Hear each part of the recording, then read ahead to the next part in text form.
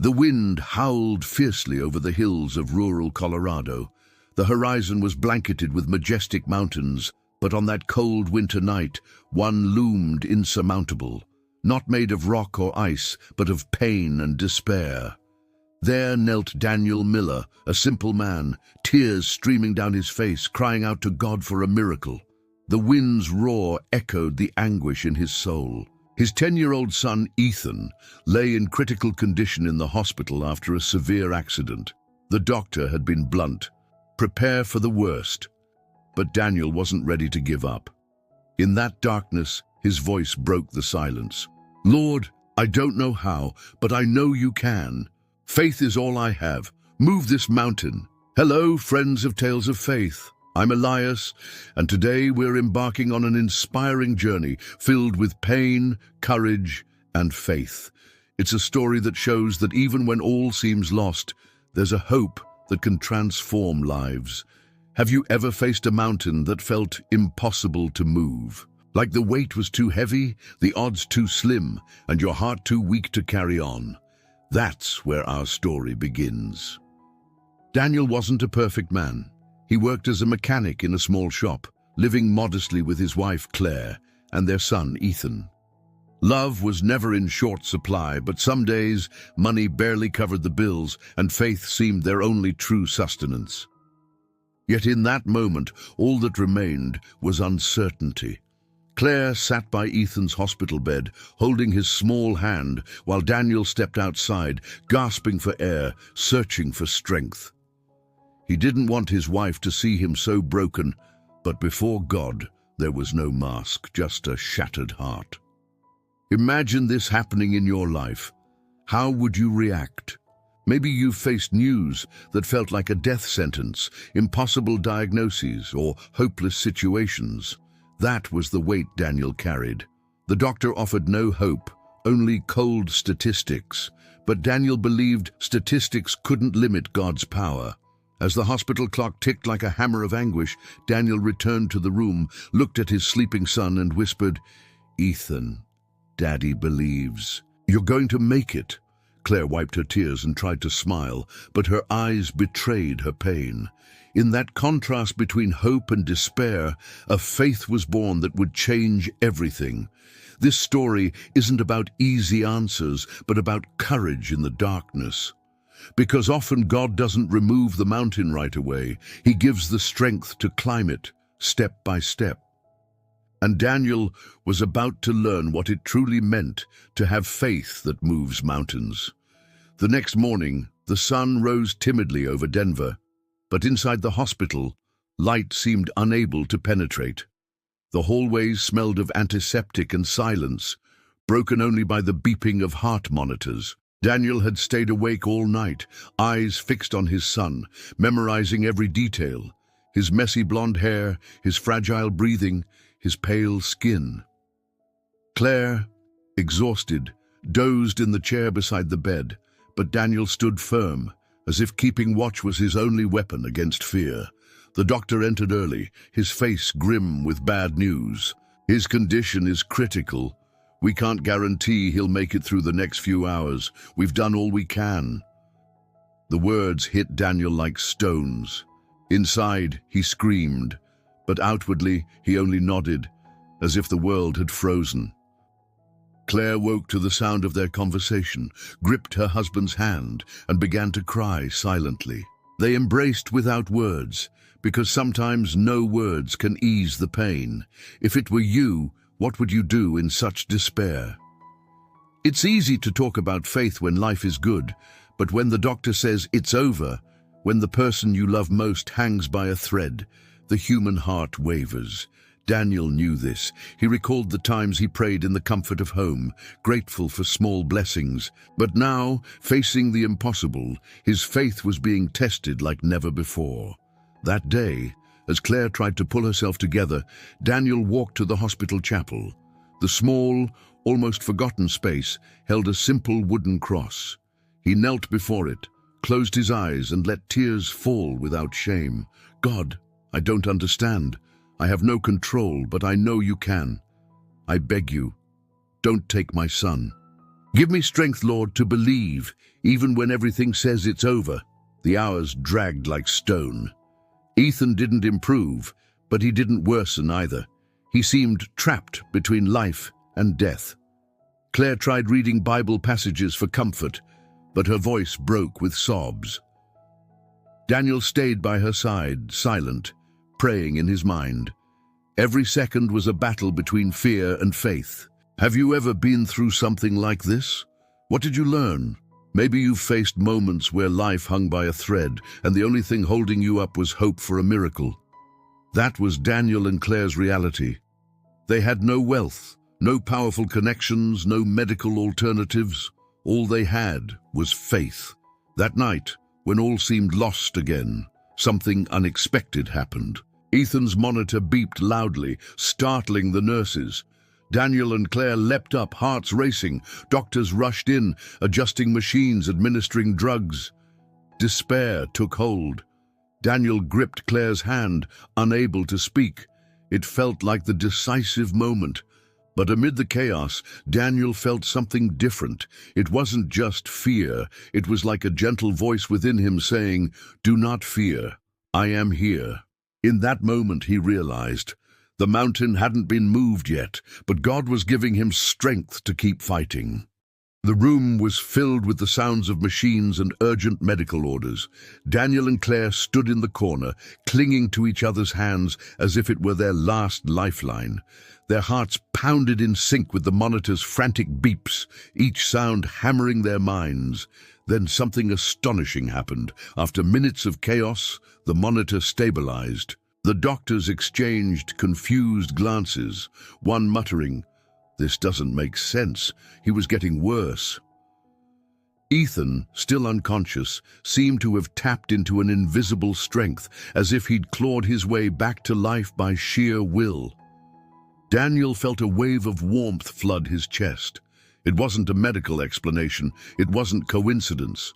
To him, it was an answer to prayer. He approached the bed, placed his hand on his son's frail chest, and silently gave thanks. Claire, still trembling, let out a sigh heavy with hope. For the first time in days, she managed a tearful smile. Imagine this happening in your life. How would you react? Some might call it luck, others science, but for Daniel there was no doubt God was starting to move the mountain. Not all at once, but stone by stone, detail by detail. He knew the road ahead was long, but that small sign rekindled a flame despair had nearly extinguished. The next morning, the doctor returned, his expression different. He flipped through reports, shaking his head as if trying to grasp the inexplicable. "Your son is still critical, but he's improved. Honestly, I didn't expect this. We'll keep monitoring." Daniel and Claire exchanged a look, their eyes certain that their faith wouldn't be in vain. From that day, Daniel resolved not to let a single hour pass without prayer. Whenever fear struck, he whispered, "Lord, the mountain still stands before me, but I trust you'll move it." He knew each word was like a brick in an invisible bridge, carrying him from an abyss of pain to a path of hope. That same night, something even stranger happened. While Claire rested, Daniel, sitting by the bed, opened his Bible. Without thinking, his hands fell to Mark 11:23. "If anyone says to this mountain, 'Go, throw yourself into the sea,' and does not doubt in their heart, but believes that what they say will happen, it will be done for them." He read it aloud, almost as a declaration of war against despair. Then, closing his eyes, he repeated, "I believe, Lord, I believe." Have you ever faced a moment where logic said no, but faith said yes? Questions like these aren't just reflections. They're invitations to remember that life often puts us before impossibilities, and the answer lies not in what we see, but in what we believe. In the early hours, when all seemed calm, Daniel felt as if someone had touched his shoulder. Turning, he saw no one. But the peace flooding his heart was as real as the touch he swore he felt. He didn't know what tomorrow would bring, but he was certain of one thing. God was present, and the improbable was just beginning. The hospital corridors were always filled with stories, some of triumph, others of farewell. But something began to shift in Ethan's room. Nurses who once entered silently now lingered, watching Daniel kneel in prayer by his son's bed. They saw a weary man with steadfast eyes, filled with something beyond logic, hope. One nurse, Michael, approached during a shift and asked, "Do you really believe your son will pull through?" Daniel looked up and answered firmly, "I don't just believe, I know, because my faith isn't in numbers or reports, it's in God who can move any mountain." Those words struck Michael, who was grappling with a silent crisis. His wife had filed for divorce weeks earlier, leaving him unmoored. Seeing Daniel, he wondered, how does this man find such strength in pain? Could I believe like that? Unbeknownst to Daniel, his faith was overflowing, touching those around him. Claire, too, began to change. Once paralyzed by fear, she drew strength from her husband's resolve and started softly singing the lullabies she used to soothe Ethan as a baby. At first, her voice trembled, but it soon became a gentle hymn, filling the room with tenderness and peace. If it were you, what would you do? Stay trapped in despair, or choose to believe even when nothing makes sense? That's the difference faith can make. Believing doesn't just change the future, it transforms how we face the present. Each day brought small improvements in Ethan. The doctor remained cautious, but couldn't ignore the signs. A steadier heart rate, better lung response, and tests defying the prognosis. One day he entered and said reluctantly, "I've never seen anything like this. Keep your hope." Maybe I need to learn from it. In that moment, Daniel realized his struggle wasn't just for his son, but for everyone witnessing their journey. His faith wasn't just a refuge, it was a seed planted in hurting hearts. It strengthened him further. On a rainy night, Michael returned after his shift, no longer in scrubs, just a broken man seeking answers. He approached Daniel and asked, "Do you think God can hear someone like me, someone who's messed up so much?" Daniel placed a hand on his shoulder and said, "Michael, faith isn't for the perfect, it's for those who know they need God, and we all do." In a hospital where lives hung by a thread, a father's faith began moving invisible mountains, not just for his son, but for everyone around him. The days dragged on, but each morning brought a fresh breath of hope. Ethan, still unconscious, showed small improvements that baffled the doctors. First, his heart stabilized, then his lungs oxygenated better, and now his skin regained color.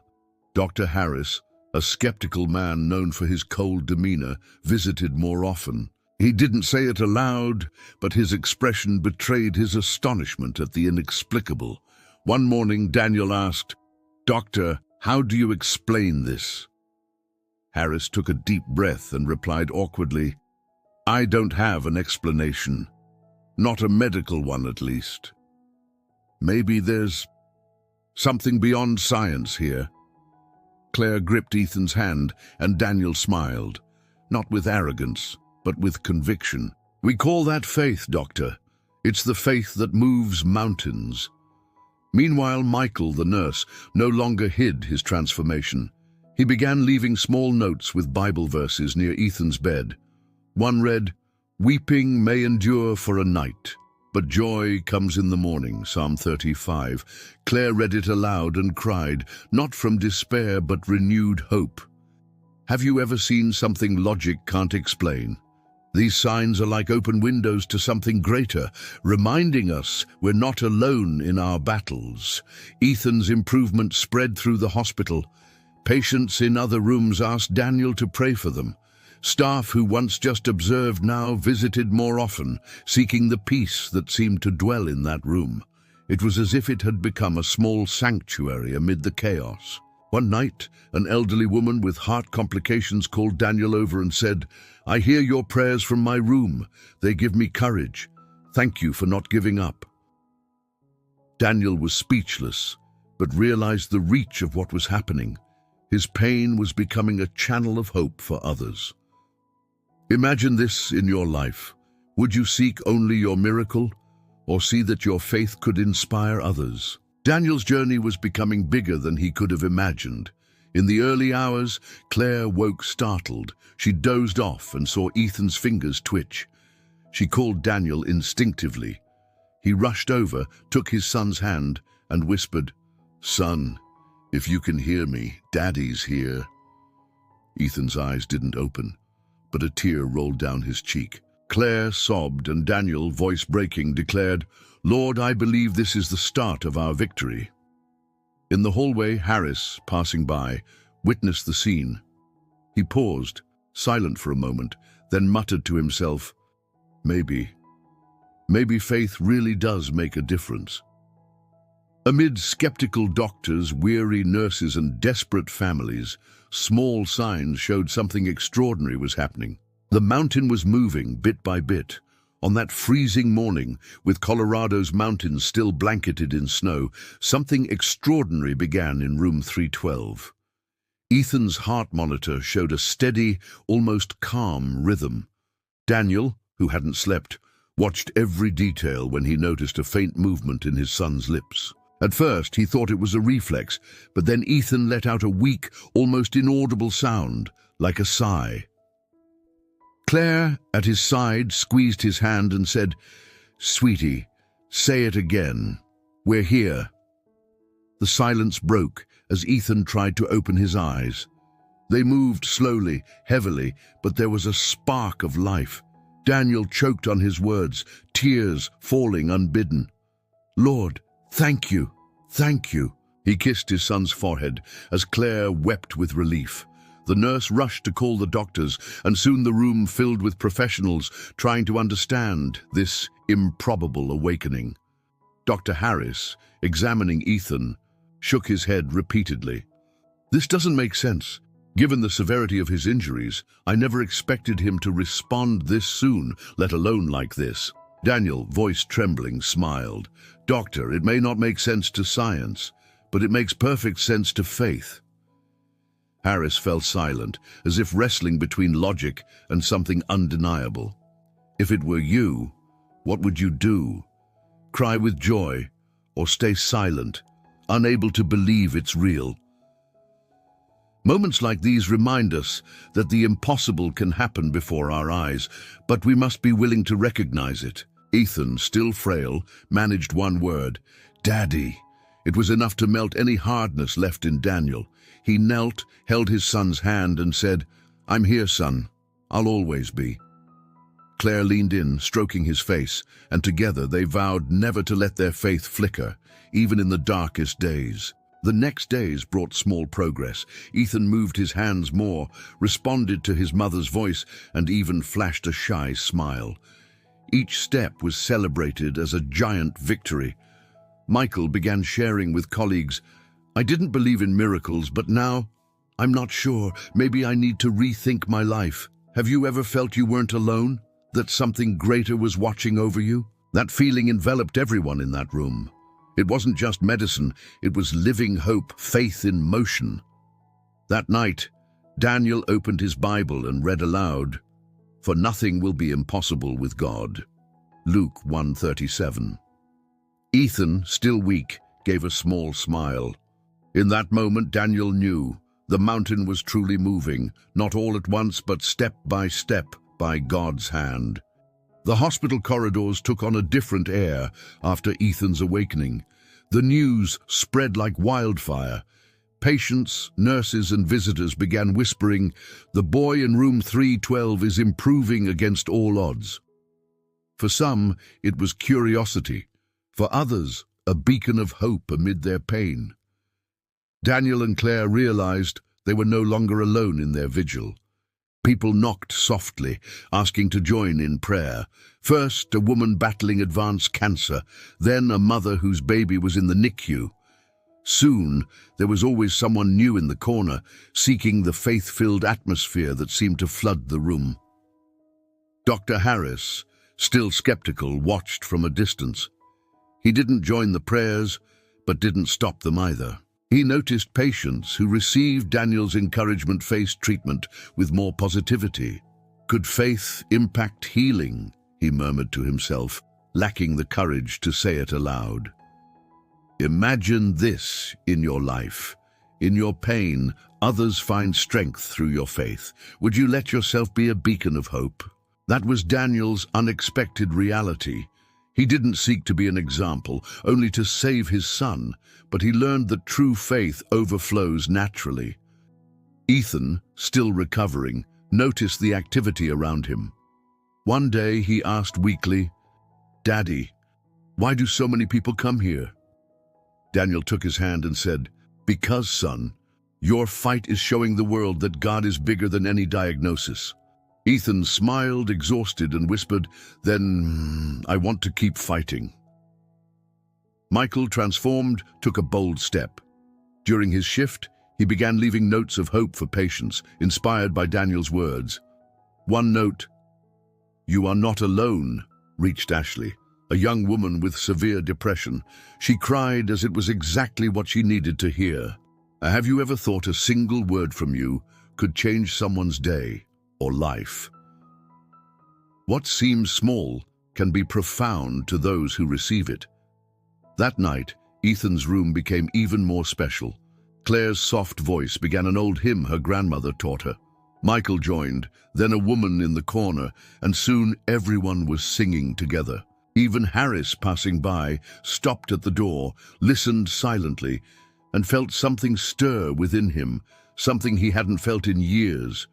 The hospital, often marked by pain and farewells, was becoming a stage for invisible transformation. Ethan's awakening wasn't just physical, it was spiritual. This family's faith was breaking through walls, touching hearts, and showing that when God moves a mountain, everyone feels the ground shake. Time moved slowly, but every detail of Ethan's recovery was like a ray of sunlight on cloudy days. He could keep his eyes open longer, follow his mother's movements, and even smile shyly at his father's jokes.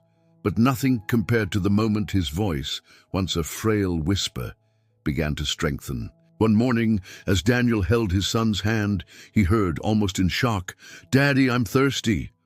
A simple sentence, but to him it was heavenly music.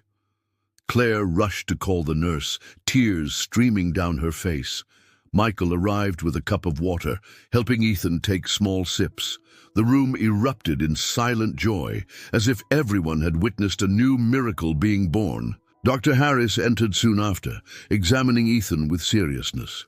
"He shouldn't be speaking yet, not with this clarity," he said, almost grumbling.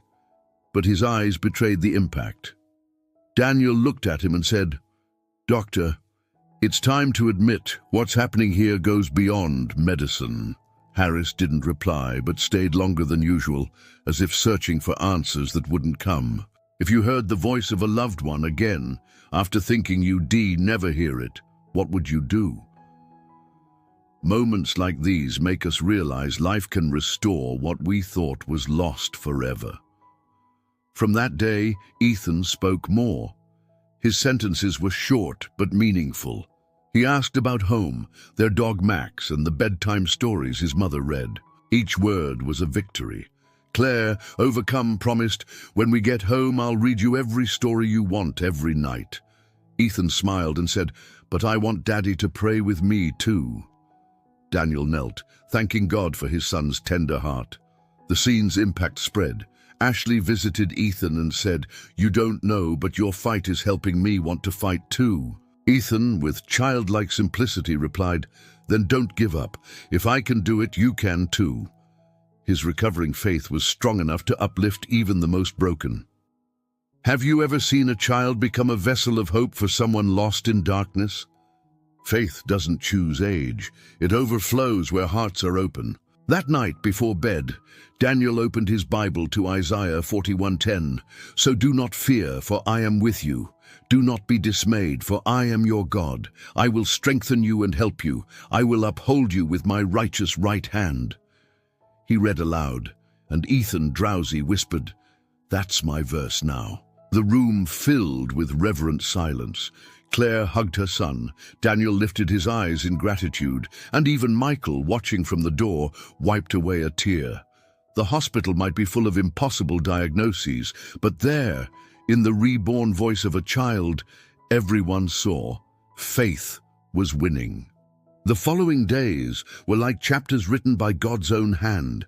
Ethan grew stronger each morning. He could sit up with help, laugh at his father's jokes, and ask for his mother's songs. But a massive barrier remained. Doctors believed, due to the accident's severity, Ethan might never walk again, or at least not soon. That was the mountain still towering before them. Daniel listened to the prognosis silently, but refused to accept never.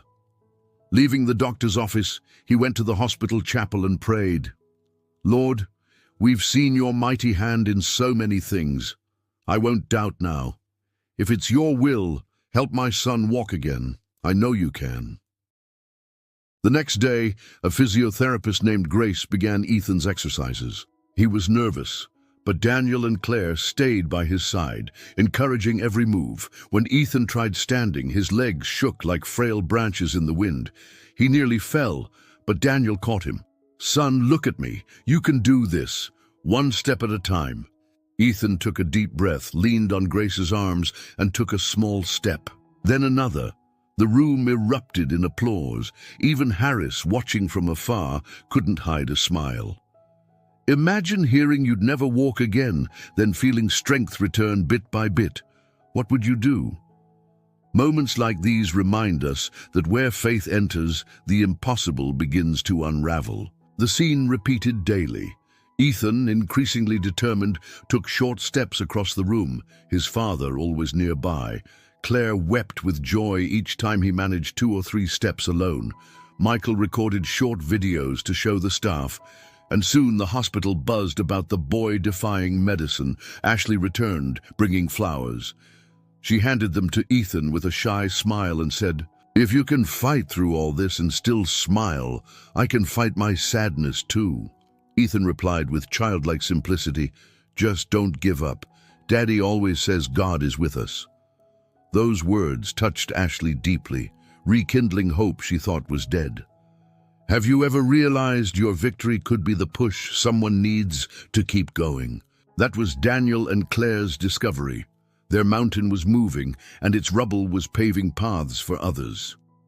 That night, as the hospital quieted, Daniel read aloud a verse that had become part of his soul.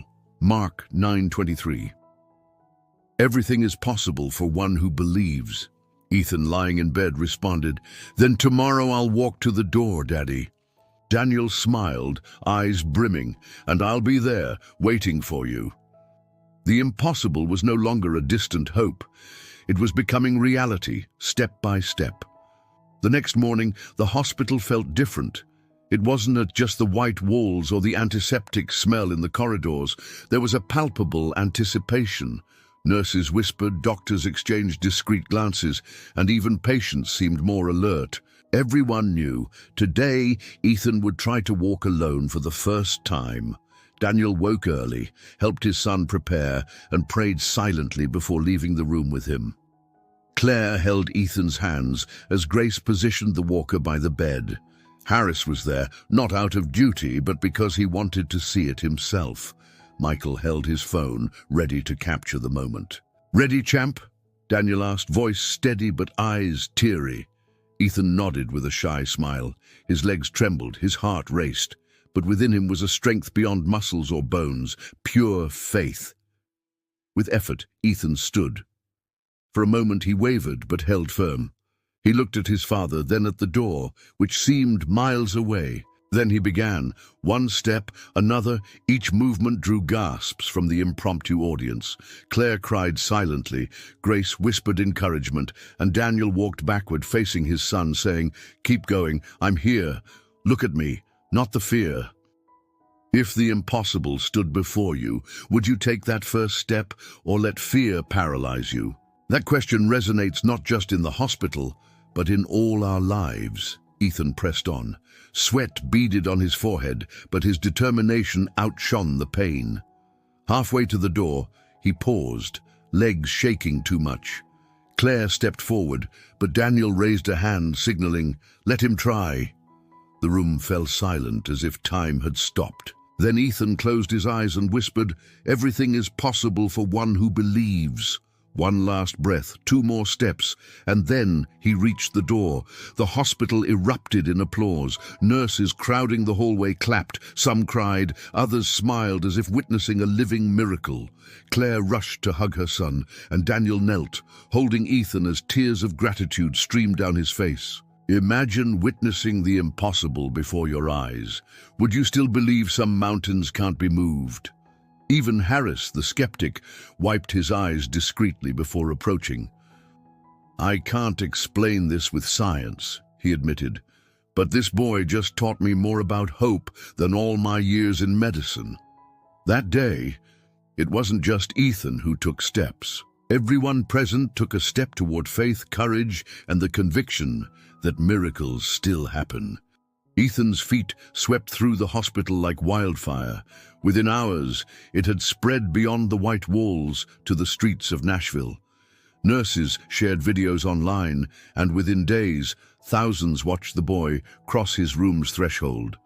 It wasn't just a story of overcoming, it was a living testament that faith could move mountains. Relatives skeptical of prayer called Daniel and Claire moved, asking to hear more about how they stayed strong amid despair. Parents of other patients visited Ethan's room for inspiration. Some just wanted to hear his laugh or hold his hand.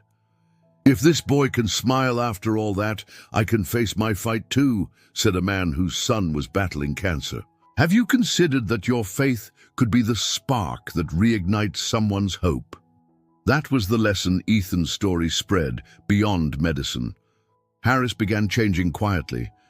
Once dismissive of Daniel's prayers, he now reflected alone in his car before heading home. One night, he confided to his wife, "Maybe I've been too closed off to something I can't measure. What I saw in that boy can't be explained by science alone." Ashley returned, no longer as a patient, but to thank Ethan. "You taught me God hasn't given up on me," she said, tears streaming. Ethan smiled and said simply, "God never gives up, Ashley. Sometimes we forget him." His words rekindled something profound in her. The story reached the local church, where the pastor invited Daniel and Claire to share their testimony at a Sunday service. The small congregation overflowed with people eager to hear about the boy who walked again. Claire spoke of tearful, prayer-filled nights. Daniel shared moments he nearly gave up, and both concluded, "It wasn't us, it was God. We just trusted." Imagine this in your community. How many lives would be transformed by seeing faith in action? Would you have the courage to share your story? That week, neighbors and distant acquaintances visited the Carters. Some brought flowers, others simple gifts, but all left with something more precious, the certainty that the impossible could be overcome. What began in a hospital room, a silence now echoed as a hymn of hope across the city.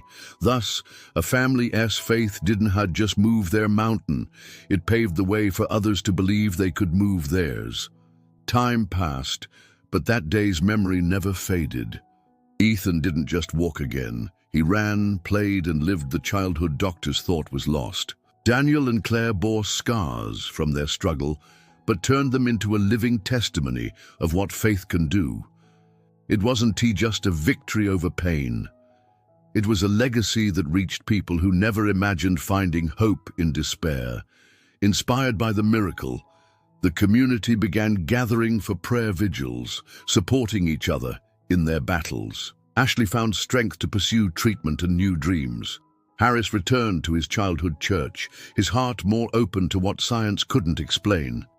Even Michael, already a believer, found in Ethan's story a renewed commitment to see every patient as a human worthy of hope.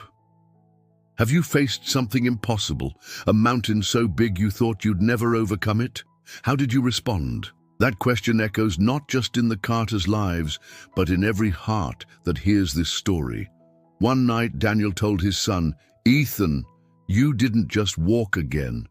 You showed us that when we give our fears to God, He gives us strength we didn't know we had." Ethan smiled and said simply, "Then it was Him who got me through the door, Daddy." In that moment, Daniel understood. Faith wasn't just about asking for miracles, but trusting when all seemed lost.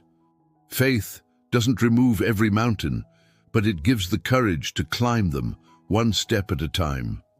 Ethan's story reminds us of Jesus' words in Matthew 17:20. If you have faith as small as a mustard seed, you can say to this mountain, "Move from here to there," and it will move. Nothing will be impossible for you. Daniel and Claire lived this promise. They didn't have all the answers, but they had enough faith to keep believing, even in the darkest nights. So it is with us. Your mountain might be an illness, a broken relationship, a battle with loneliness or fear. Faith doesn't mean the absence of problems, but the presence of hope. When we trust God, even a tiny seed of faith can change entire destinies. Let's pray together. Lord, thank you for reminding us that even small faith can move life's biggest mountains. Give us courage to trust you when fear paralyzes us. May Ethan's story inspire us to never give up and to believe nothing is impossible for you. In Jesus' name, amen. May this story strengthen your faith. Share in the comments, what's the mountain you need to move today?